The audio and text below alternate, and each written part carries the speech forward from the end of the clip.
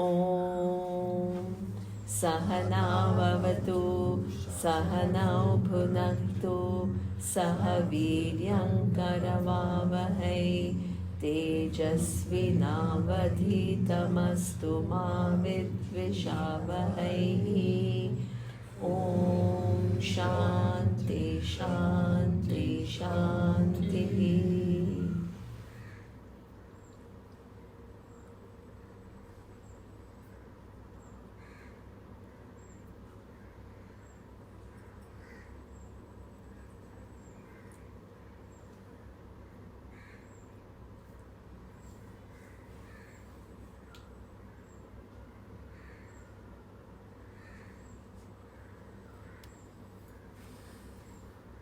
So, what it then means is that when we heal ourselves, the predominant emotion that will stay with us is love, because everything else is an offshoot, right? If you have taken care of your distortions, which will reduce your sadness, reduce your anger, reduce your jealousy, reduce your insecurities, then what remains is the basic emotion, which is love. Then you become a loving person. Now, one thing is very important, and that is not to like romanticize this. People say, oh, universal love, and it is true that there is a universal love. But people ask this question, and it's a very discerning question, that how, suppose you have a child, right, in your home, and how can you love your own child the same as some child which is passing by? How is it possible? And it's a valid question, right? I mean, it sounds very good that you all have universal love, but it seems highly impractical, right? Because it's not possible that anybody, right, the random person, and you feel exactly the same as your child or your spouse or your father or your mother. So this is why we need to go one step further and understand that actually when we talk about universal love, we are not talking about love as an emotion.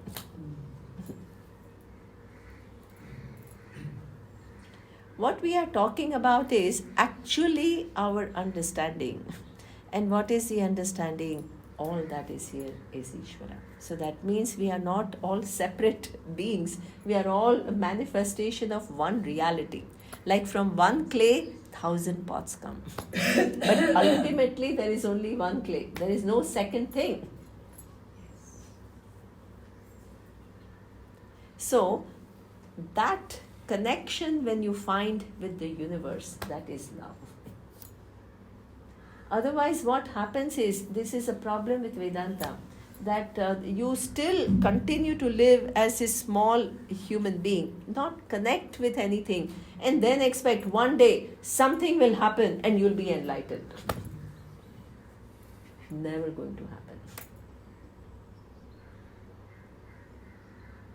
That small person has to become relatively big. It has to find its connection with everything else. It has to see the wonder that is the universe. It has to see everywhere there is an infallible order. Feel secure, unthreatened, trust the universe. Expand, reach out, be compassionate. That is what we call expansion. Expansion with the understanding that there is Ishvara. So, isolated person feels connected.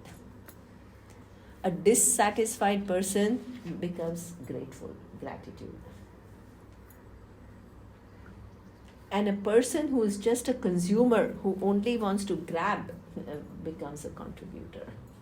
This is growth. And that person then, what happens is large. And that then what happens is, even if you have to draw boundaries, like Arjuna had to draw boundary and fight with Duryodhana, his own brother, but it is not done out of anger and resentment. It is only done from sense of duty. In this given situation, what is the right thing for me to do? but without personal venom, vengeance.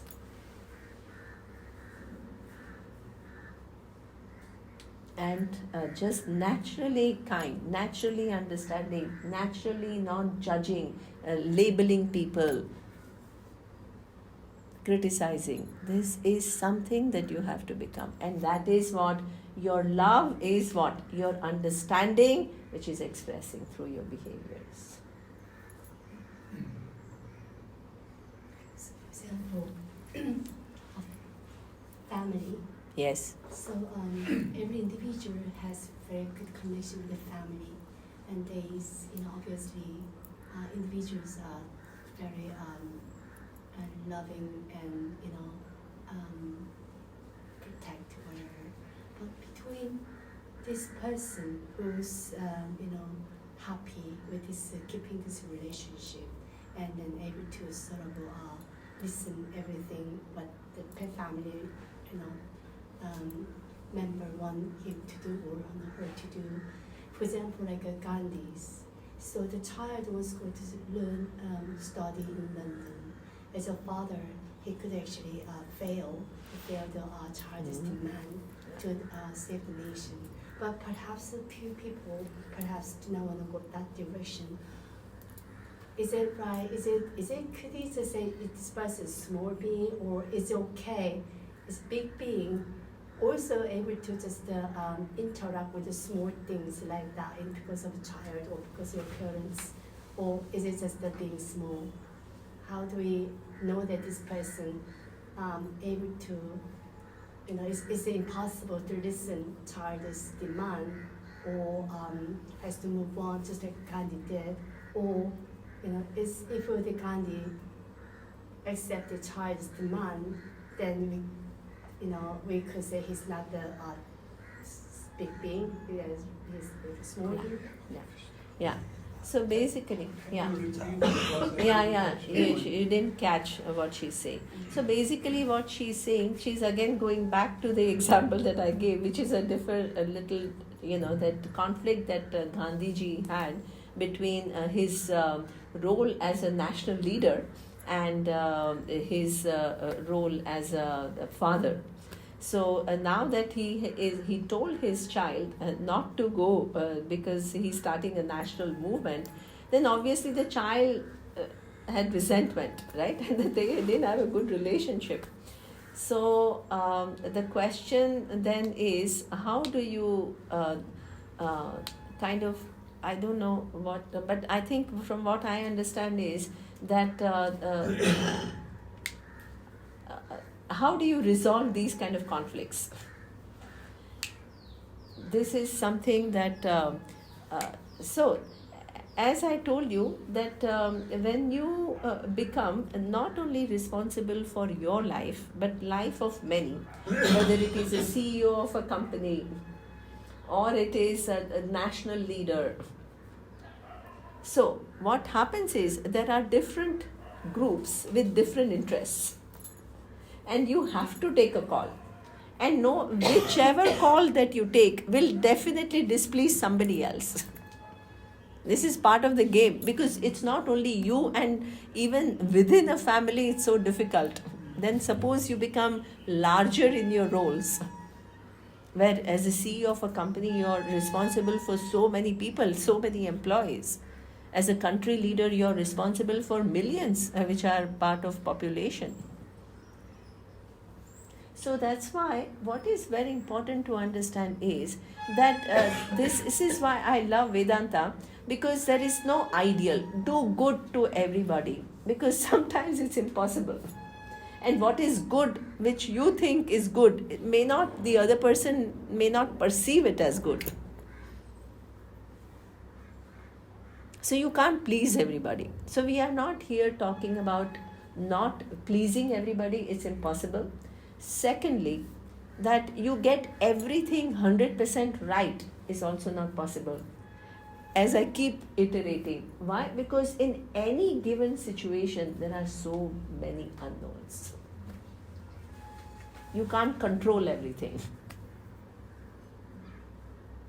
So therefore, Here, what I'm teaching you is not to make perfect decisions. Then what will happen? Whole life you will only be criticizing yourself. My God, how do I make perfect decision? How do I not make a mistake? What Lord Krishna is teaching is certain attitudes and how to uplift yourself. Generally, when we make decision, what is the first thing that we try to do?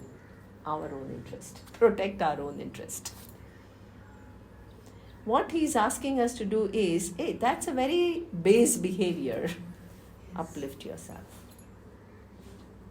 Begin to think about your connection with the universe. Begin to think about your role in the grand scheme of things. Begin to understand that when others are in the other side, they may see the situation differently. So you're not like this horse with the blinkers who only sees this and goes on and on and on. You open up, and within, when you see all of this, try to get your buddhi to make decision based on what is right, what is required in the situation, rather than what is my advantage or how can I make the best out of this situation. You may make mistakes. It's okay. You may not get everything 100% right. It's okay. But at least you're not, you are just not stuck in life in one place and just doing things out of habit. So, what is also very important in Vedanta, this is why Vedanta, along with this, because here everything that I have talked about is about an individual trying to get well, get healthy mentally. But there is another part of Vedanta which negates that ultimately you're an individual. It tells you you are Brahman, which is a complete paradigm shift. So that's complete freedom. But in order, how is this whole thing, right? In order to get to that complete freedom, you need this first. You need to be a relatively responsible, kind, caring, unscared human being who finds one's connection to Ishvara and relaxes and heals. Unless you do this work, that is impossible. It only remains in your head, and Maya and Mithya and Upadhi, and it's all just words, and then all the technical terms, and you get lost.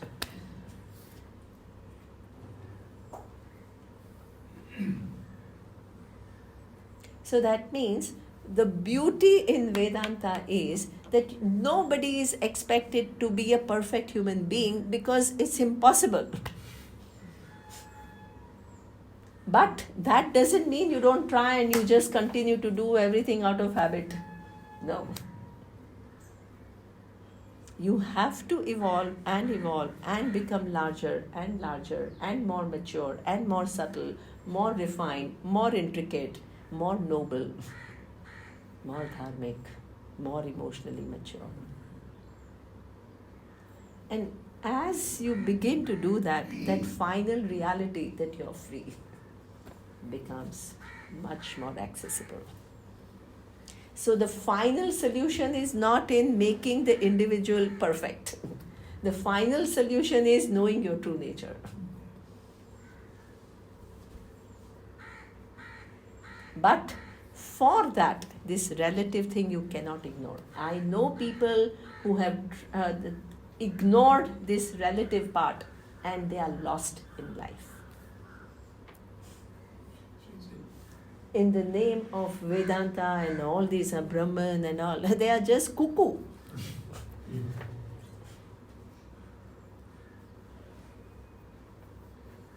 So, this is a big wisdom. This is knowing the final truth. You need to become a deserving recipient for knowing this final truth.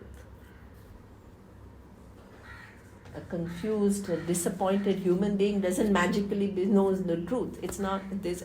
According to our tradition, no.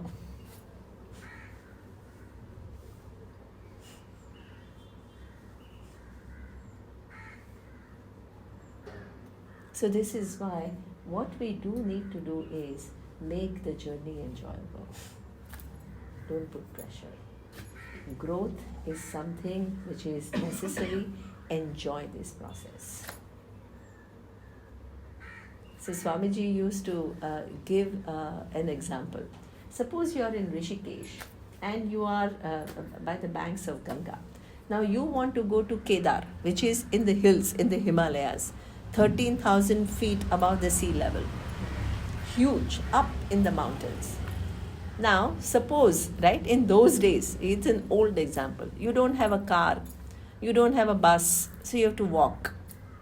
Now, when you're in Rishikesh, the thought of walking through the mountains and going to Kedar seems so daunting, seems so difficult. Because your mind will say, oh my God, what if some wild animals show up? What if I fall down? What will happen to me? What if it is very cold and I can't carry all the blankets with me? How will I survive? What about my food? What about my nutrition? Where will I get my proteins? What will happen? It will seem like an impossible task. But suppose you start walking. Don't worry about reaching Kedar. Yes, that's your goal, but walk. And as you start walking along, you will see roaring Ganga and you will be enchanted.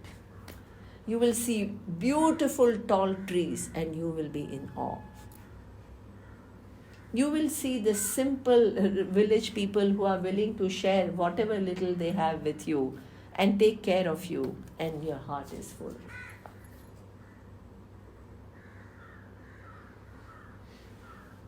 And slowly, if you begin to enjoy the journey, you will reach Kedar. Moksha is like that. If you're obsessed with how do I know I'm Brahman and infinity and all, you will put so much pressure. But if you begin to live life of values, make your life enjoyable, begin to develop connection, begin to be this kind, caring human being, a dharmic human being, a responsible human being, who is prayerful, and every day live with freshness. And if old patterns come, look into them and slowly free yourself from them.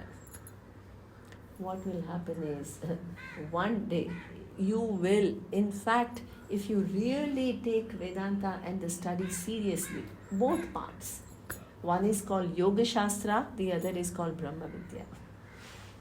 Both seriously and do sincere job, you can make quantum jumps. And you can know this truth. This is true.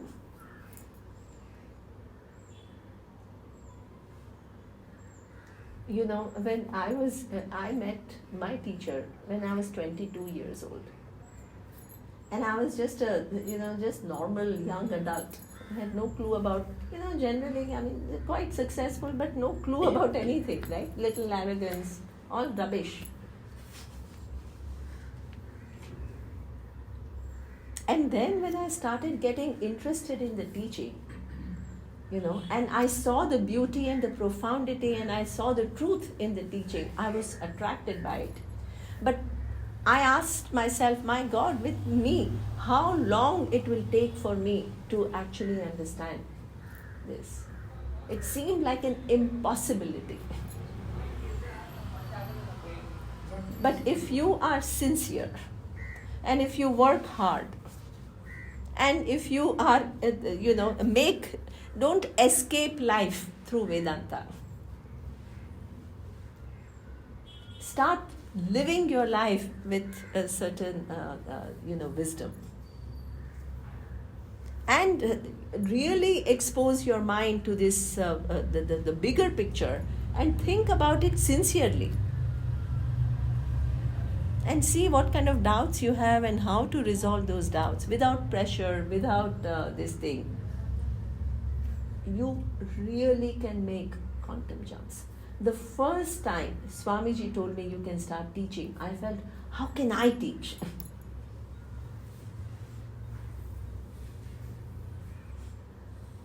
My God, because for me it was Swamiji who was a teacher, larger than life. And I was just a small student sitting there, listening to him with awe.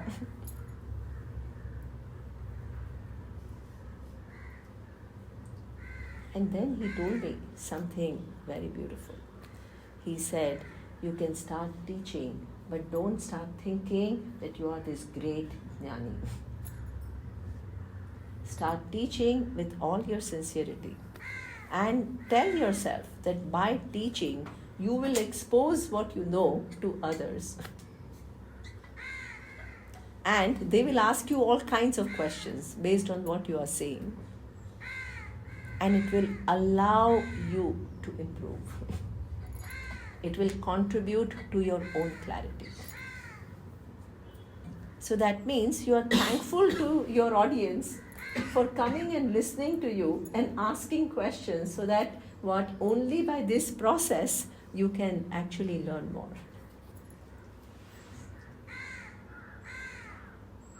And when you begin to do it with all the integrity, just sharing some profound thoughts, you don't have any ownership, you're not some, you're just receiving this knowledge and you are just passing it on with humility, with a lot of gratitude. Magic happens.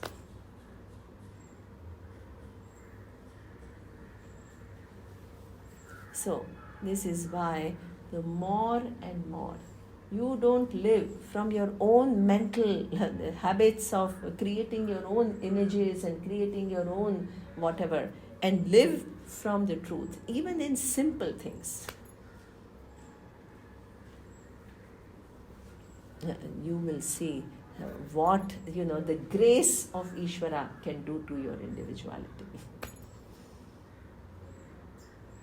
Because Ishvara is karma phaladata. You perform action and the results come from the order of Ishvara. Any sincere effort towards evolution, any sincere effort towards knowing the truth doesn't get unanswered. It's not possible.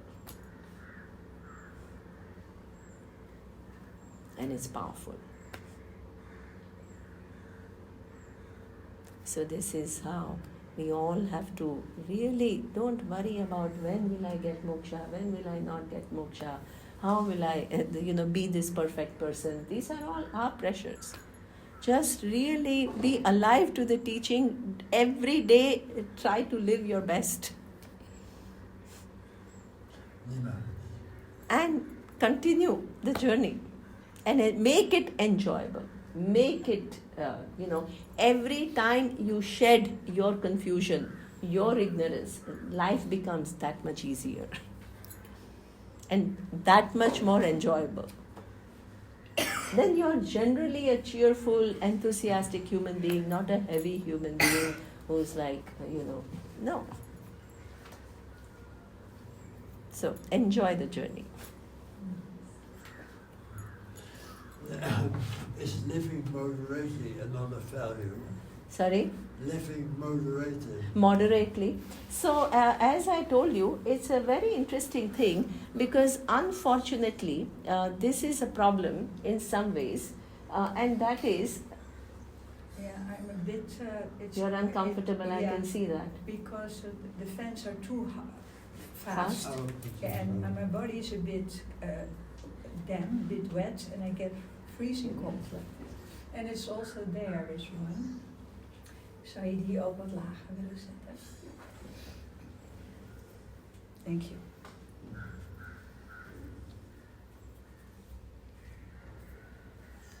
So, the question is, living moderately and spirituality, are they connected?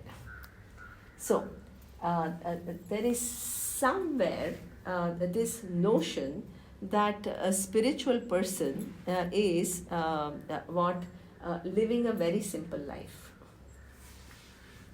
Now, if you really look at our scriptures, Lord Krishna wise person, was he living a simple life?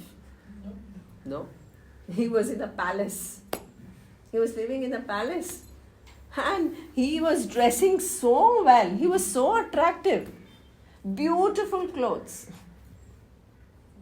And very mischievous, playful, right? It's not like our cliche about a spiritual person is all serious, all deprivation. We make deprivation as spirituality. What is deprivation? Deprivation means denying yourself certain comforts, and that becomes spirituality. So, your spirituality has got nothing to do with what you wear, where you live. It is to do with how evolved you are, how discerning you are. So that means what? So we have so many examples of what Yajnavalkya was extremely wealthy. Then you have Janaka. Janaka was a wise person. He was a king of Mithila. So being spiritual doesn't mean being poor.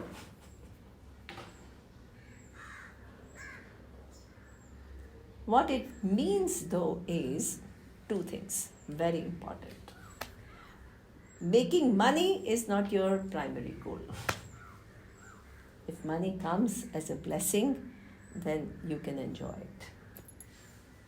Otherwise, your life is not dedicated to making money. You don't use spirituality to make money and to take advantage of people.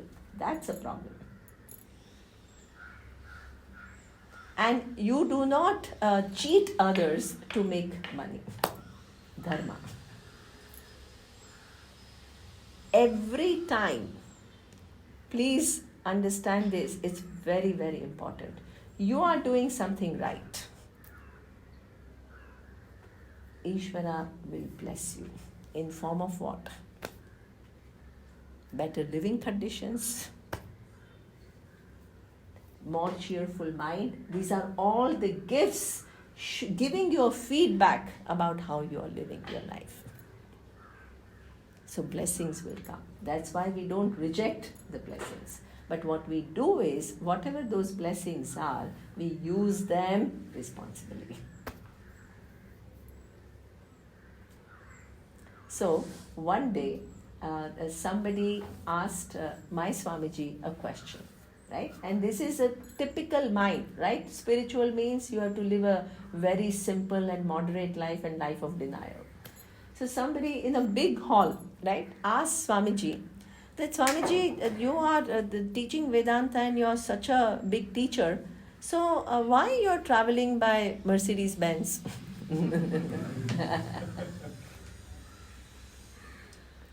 And you know what Swamiji's answer was? Very clever answer.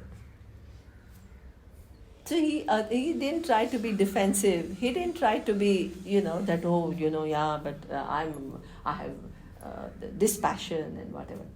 He said that, you know what? I have lived for many years by the bank of Ganga in a hut. Many years. And my whole life was dedicated to this learning. Somehow there were things, I went to Ganga to take bath. Every day I stood in the lines in Rishikesh to get bhiksha. And I have lived very happily for 30 years. I didn't lack anything.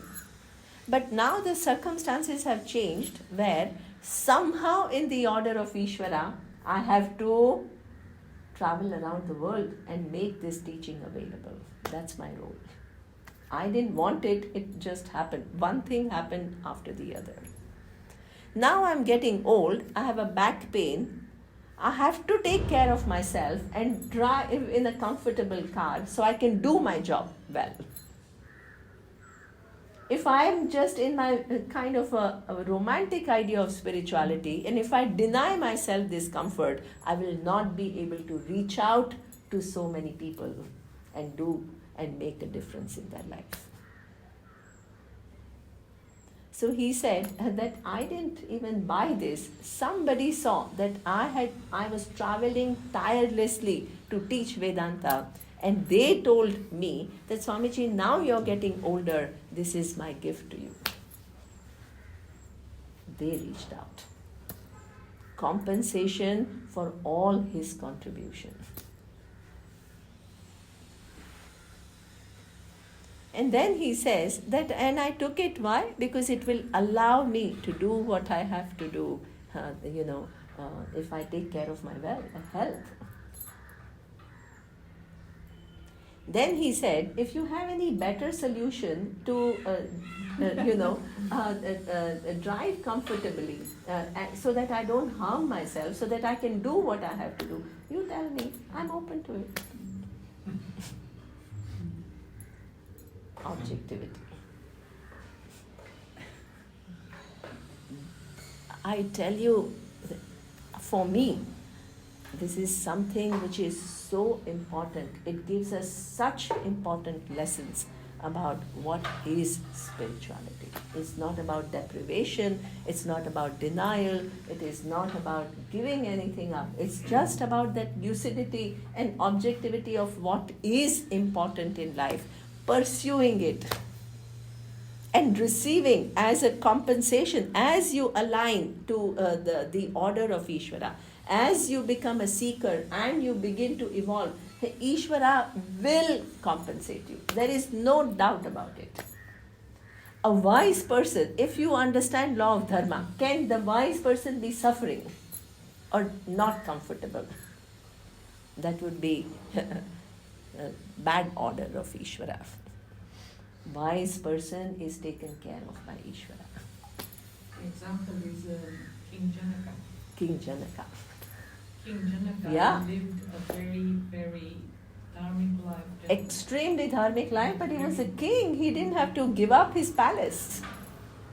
He talked to his people and everything, yet And he was the created most spiritual person. he created such an amazing kingdom.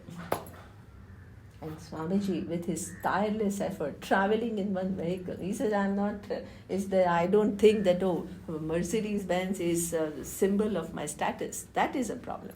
But if it is just a vehicle through which I travel so that I can do what I have to do, there is no problem.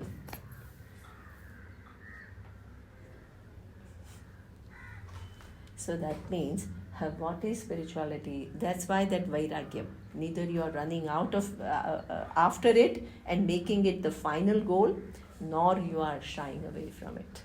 Just understanding that different objects, different situations, their place, and using everybody has to use everything. We use technology, right? Technology is not against spirituality. Why? Because it makes our life so much easier.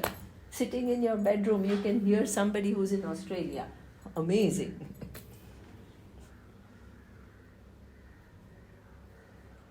So we don't reject anything. We use everything, but use it wisely. You don't lose track.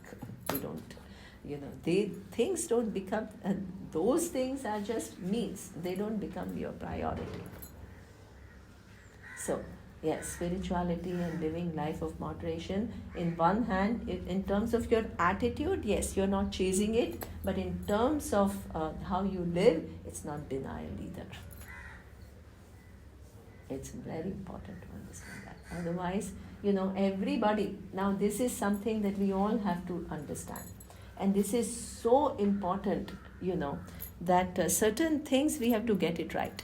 So for everything else you pay. And somebody who's giving you the most important thing, you feel spirituality has to be free. What is your understanding? You don't give any value. What does it mean? You don't value it, but everything else you will pay. But if here the teacher, how does the teacher survive? And the teacher has to walk and you fly. Why? Why is your value for the teacher and the teaching so low in the name of spirituality? It is cultural. Some of it is cultural because it was different earlier. That the priest Yeah. got paid in the temples and they were taken care of. Yeah. And shamans were taken care of, so it's a kind of... Exactly. So what in the previous system, absolutely, what she's saying is right. The wise people were so valued that the kings took care of them. As the kings took care of them, they got everything that they wanted so that they could teach. Then they didn't have to ask anybody for anything because they were taken care of. But in the present society, who takes care?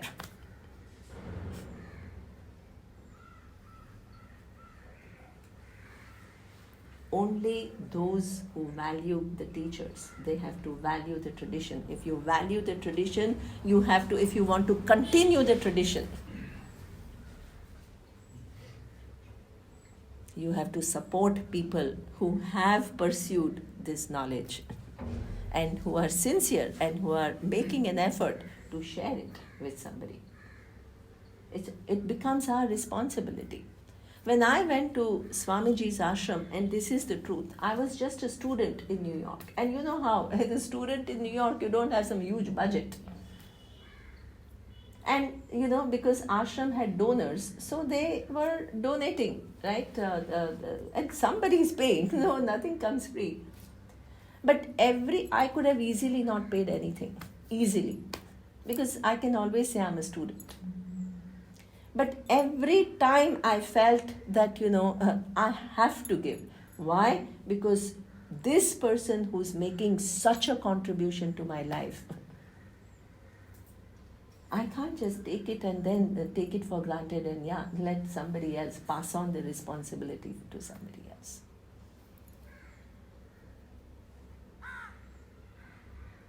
So that means, this wisdom will not be available to all of us unless somebody has supported this tradition. And if you want the tradition to go on, you have to do your part. You can't just be a free rider and always wait for somebody else to do it.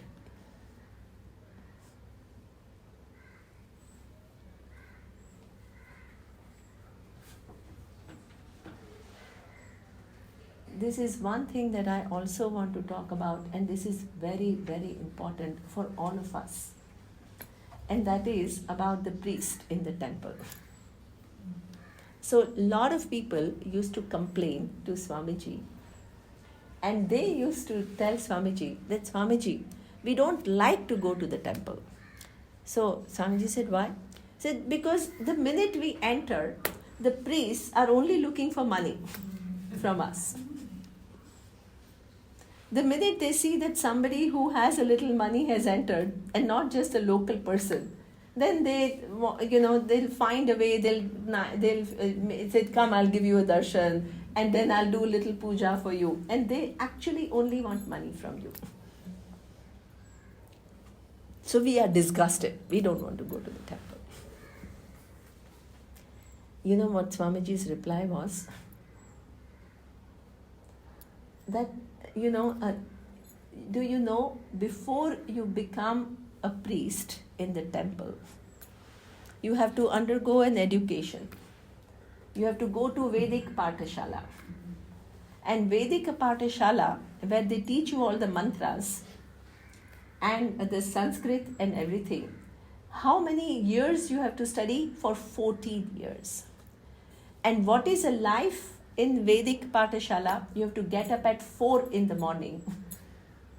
You have to take bath. And you have to study some chanting. Then you have to repeat. Then you have to prepare your own breakfast. You have to eat. Then you have to again chant and remember everything. Then in the evening, again you have to learn some more. 14 years of your life are dedicated like that. Very simple but very dedicated learning. After they become the priest, please understand, right? Whatever you put in especially in India, right? You put in that hundi, it doesn't go to the priest. You think that it goes to the priest, it doesn't go to the priest. Most of the Indian temples are run by the government. So the government takes all the money that is in the hundi. So that means, what is the income of the priest? 5,000 rupees. After 14 years of hard work. And the priest has a family, and the priest has children. And how does this person survive with 5,000 rupees? So what is a human nature? He sees some well-off people. What will he do? Get a few rupees from them. And we spend thousands, but we grudge giving them 100 rupees. And if you don't support this tradition, what will happen? And this has already happened. Most of these, these traditional priests who are from these families, it's not attractive anymore. Who wants to struggle with 5,000 rupees? So they all, because they are smart, they come from this, Vedic chanting will make you sharp, and they are carrying the genes. They are very bright people. They are not ordinary people. Their eyes shine. They all become engineers. They join IIT and they go to California. And they become multimillionaires. Is it the Brahmin caste or the Brahmin? Yeah, it is this, because traditionally they are the priests. So, what will happen over a period of time? If you again keep complaining and not give them anything, the whole tradition will stop. The whole life culture, if it is not supported, it will become a museum.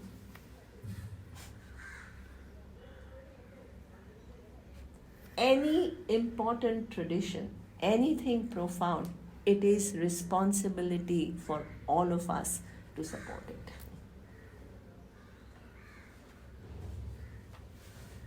And in fact, when you support it, you will be blessed. You don't know how.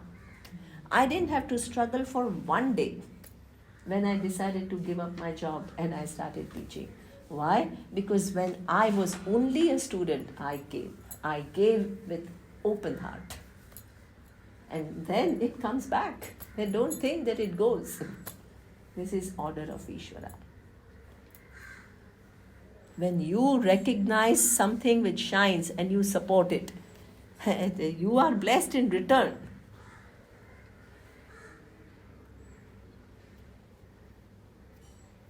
So this is how the whole attitude towards, people who are carrying something important, it has to change. And not that we'll do everything wonderful, but they are spiritual and they are priests, so let them live, And if you begin to be a little conscious, oh, that person is not spiritual.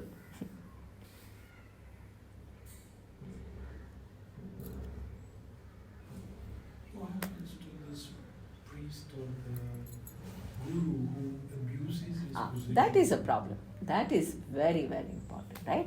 If you begin to cheat, as I keep telling you, right? If you begin to cheat, if you begin to manipulate, if you begin to hoard for your own well-being, right? Suppose the donations come to you, suppose, right? And you use it for your own purpose and you don't use it to create a facility to provide the teaching to others, then it's abuse of funds. That's a different thing altogether.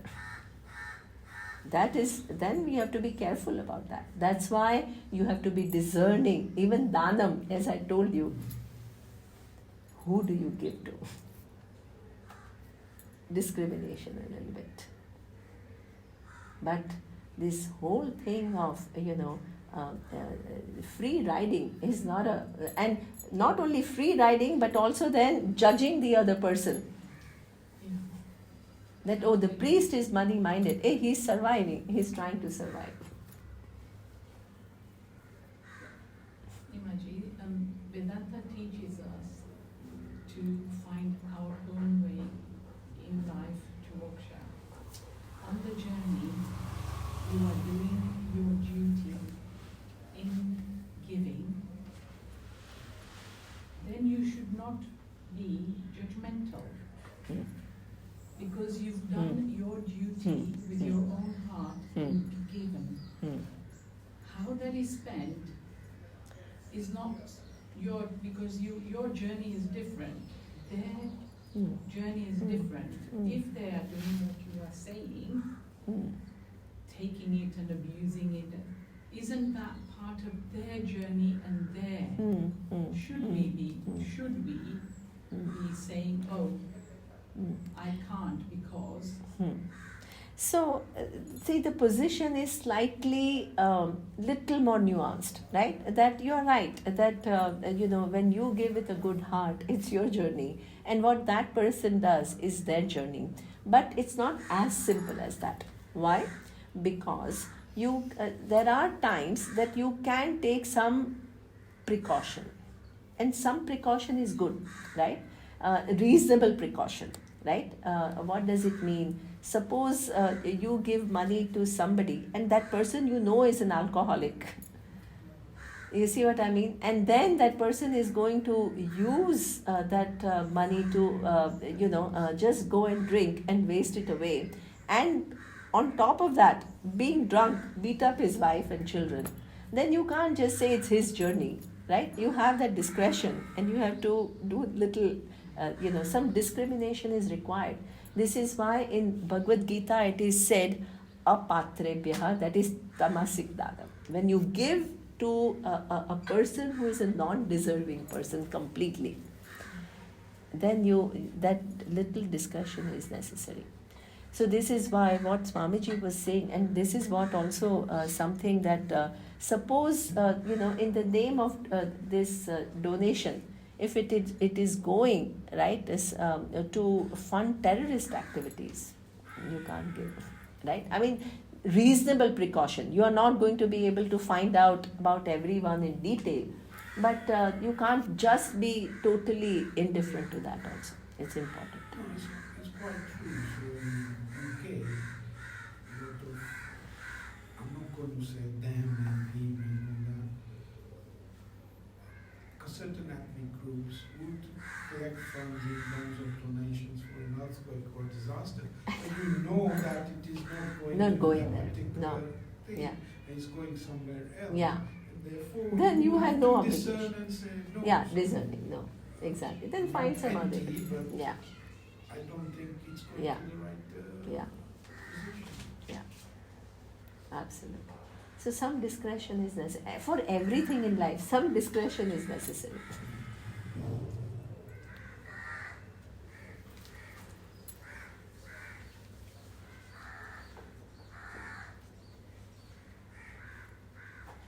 So, this is something that all our attitudes have to be questioned and really grow to understand who is a wise person, so, and recognize them and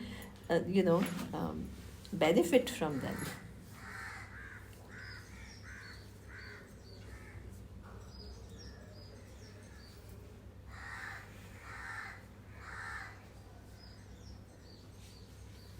Now, 5 more minutes, and we still haven't come to the 20th value.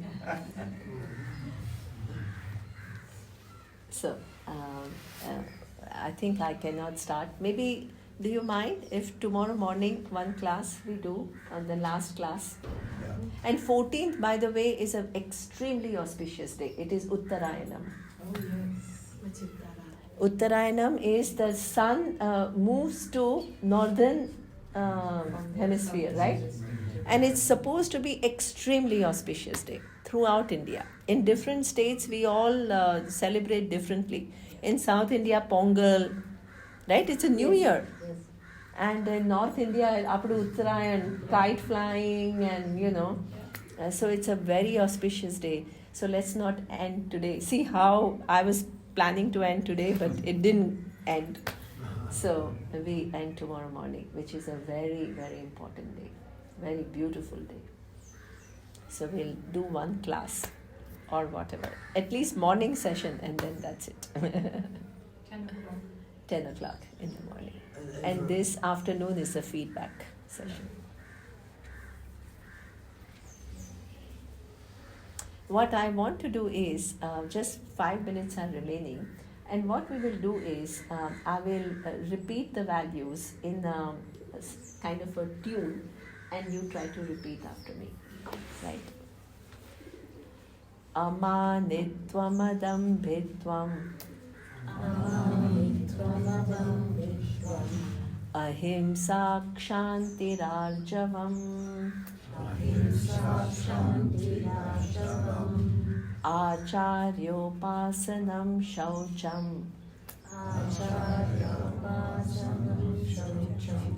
स्थैर्यमात्म विनिग्रहः इन्द्रियार्थेषु वैराग्यम् अनहङ्कार एव च जन्म मृत्युजरा व्याधि दुःखदोषानुदर्शनम् असक्ति अनभिष्वङ्गः पुत्रदारगृहादिषु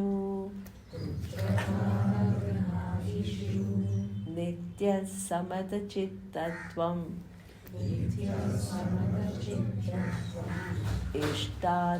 इष्टानिष्टोपपत्तिषु मयि चानन्ययोगेन भक्तिरव्यभिचारिणी विविक्तदेशसेवित्वम् अरतिर्जनसंसदि अध्यात्मज्ञाननित्यत्वम् तत्त्वज्ञानार्थदर्शनम्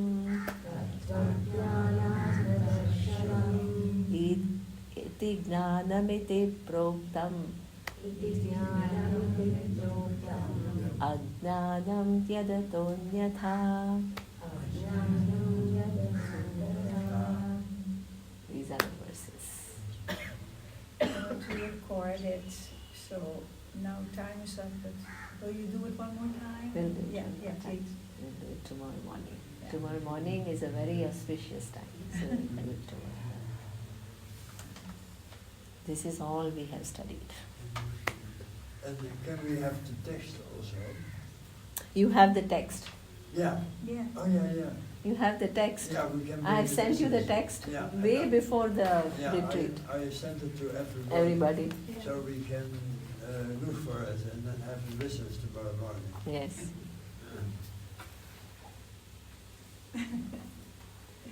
Om Purnamadah Purnamidam Purnat Purnamudachyate Purnasya Purnamadaya Purnamevavashishyate.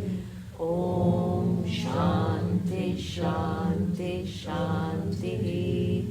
Om Shri Gurubhyo Namaha. Hari Om.